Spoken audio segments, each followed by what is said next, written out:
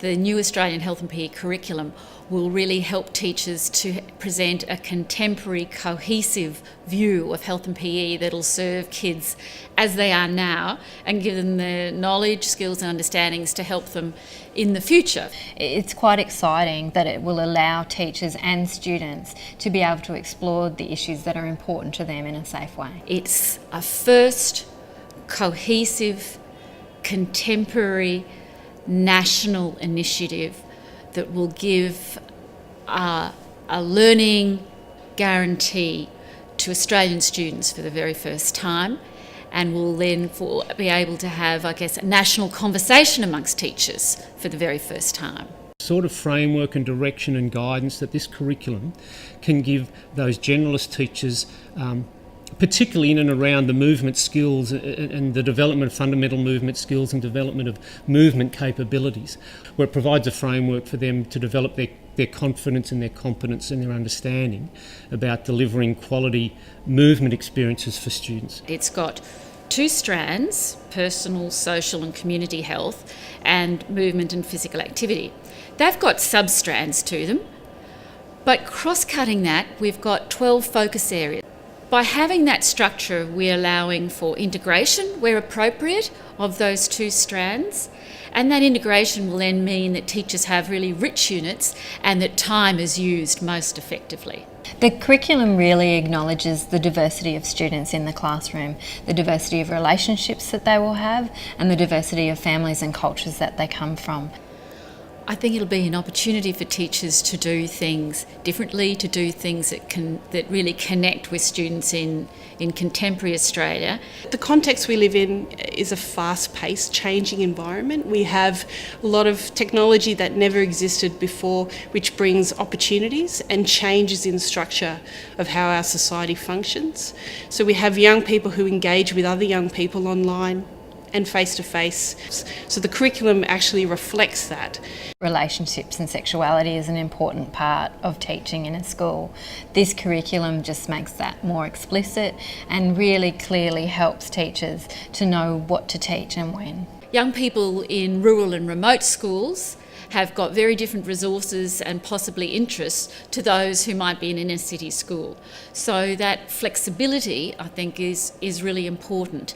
Every teacher is a teacher of wellbeing, and at our core is actually having a young person who feels good about themselves. By taking a strengths-based approach, you're looking at the resources that a person might have, and it's not just about money or objects.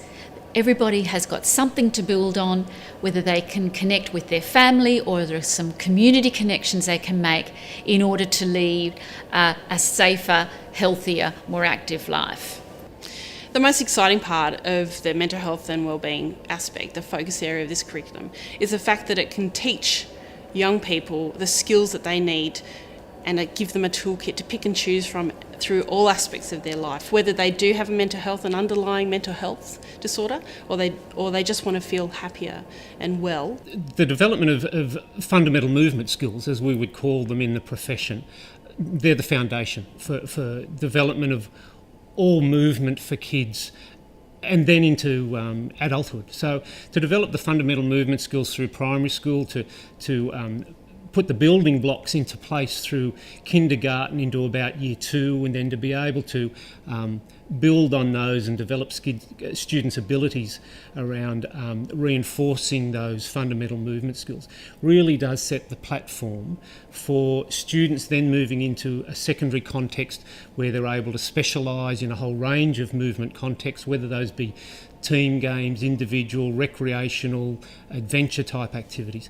And then to be able to reinforce those habits and behaviours, I guess almost build off the natural enthusiasm that young people bring to school around movement and around play and exploring their movement potential, and to really take advantage of those early years of education where we can certainly put in place those building blocks for movement. As we put in the building blocks for reading and writing, we can put in place those building blocks for movement and work off those natural enthusiasm and excitement that children bring into certainly the early years of primary school for moving.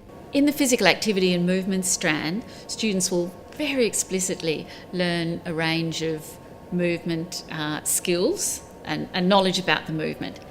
But while they're doing that, they will also develop a range of other skills such as teamwork, leadership, taking responsibility, developing relationships. To know yourself well, to be a confident and resilient young person and a resilient adult, and to be able to function well as an adult and to have great relationships, and to know where to get help when you need it or when a young person that you know also needs it. It's also important so that they can make safe, informed, mutual decisions about the relationships that they have in their lives. Look, the opportunities that we'll have now to share resources across the nation, to share best practice across the nation is going to be a really exciting time.